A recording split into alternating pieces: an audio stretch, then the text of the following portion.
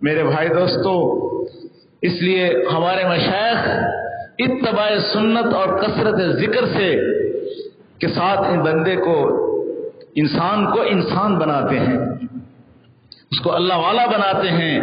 شیخ بھی طالب کو تیار کر کے آستانہ نبی صلی اللہ علیہ وسلم پر لا کر کھڑا کر دیتا ہے کہ تم حضور اکرم صلی اللہ علیہ وسلم کے مبارک طریقوں کو دیکھتے جاؤ اور زندگی گزارتے جاؤ۔ میرے بھائی دوستو، استنجا سے لے کر اعلیٰ عمل نماز تک آستانہ نبی پر آ کر کھڑے ہو جاؤ اور حضور اکرم صلی اللہ علیہ وسلم کے طریقوں کو اختیار کرتے جاؤ۔ میرے بھائی دوستو، ہم اس بات کی طرف سوچیں کہ اللہ کے پیارے حبیب صلی اللہ علیہ وسلم کے اتنے احسانات ہیں کہ کوئی ماں 23 سال تک اپنے بچے کے لیے نہیں روتی، کوئی باپ ایسا دنیا میں نظر نہیں آئے گا جو 23 سال اپنے بیٹے کے لیے رویا ہو۔ میرے محبوب صلی اللہ علیہ وسلم 23 سال اپنی امت کے لیے روئے ہیں۔ آج جب بھی کوئی بات آتی ہے جی شریعت کو پرے رکھو، نہیں، ہم تو حضور اکرم صلی اللہ علیہ وسلم کے امتی ہیں۔ ہمیں آپ صلی اللہ علیہ وسلم کی یہ وفا یاد رکھنی چاہیے کہ آپ صلی اللہ علیہ وسلم اس امت کے لیے 23 سال روئے ہیں۔ کوئی ماں نہیں روتی، کوئی باپ نہیں روتا۔ اما عائشہ رضی اللہ تعالیٰ عنہ فرماتی ہیں کہ محبوب صلی اللہ علیہ وسلم مصلے پر کھڑے ہوتے تھے اور آپ کے آنسوؤں کے مصلے پر گرنے کی آواز مجھے یوں لگتی تھی جیسے بارش کے قطرے ٹپک رہے ہوں۔ اور یہ رونا آپ صلی اللہ علیہ وسلم کا کس کے لیے تھا؟ امت کے لیے تھا۔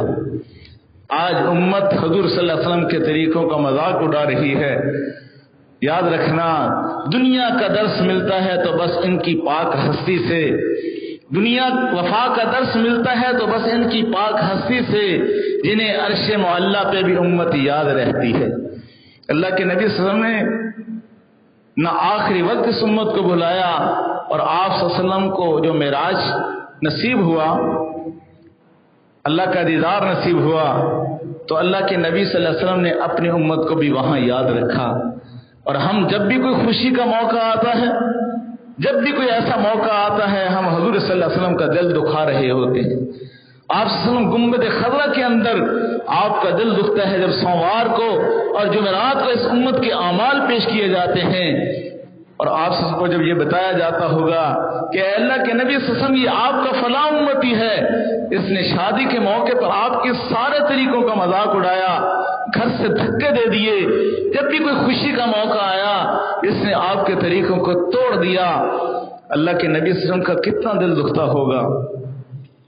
سلام ان نرم ہاتھوں پر جو خندق بناتے تھے، سلام ان نرم ہاتھوں پر جو خندق بناتے تھے، سلام ان پر جو امت کے لیے فاقے اٹھاتے تھے۔